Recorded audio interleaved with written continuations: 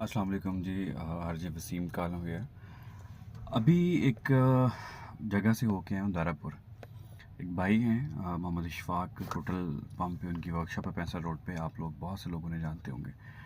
उनके छोटे भाई की डेथ हो गई थी महज 21 साल की एज में। और मैंने लड़का देखा, बड़ा प्यारा माशाल्लाह, बड़ा, और बातें सुनी, बड़ा बीबा बच्चा था। यकीन करें, उम्र बहुत थोड़ी है, हमारी उम्र बहुत थोड़ी है।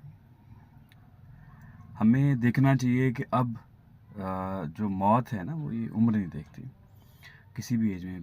पहले लोग पुरानी खुराकें बेहतर, ये वो जी, एक लंबी ज़िंदगी जीनी है, बड़ा लंबा सोचते थे। वो सीन है, जितनी ज़िंदगी है अच्छे से जी लें, जैसे उस बच्चे ने जिया। और बहुत अच्छे से जी के गया। फैमिली में सबसे अच्छा था, वो प्यार करने वाला था। अल्लाह पाक उसकी मग़फ़िरत करें, सीरा की बरा गुनाह माफ़ फरमाए।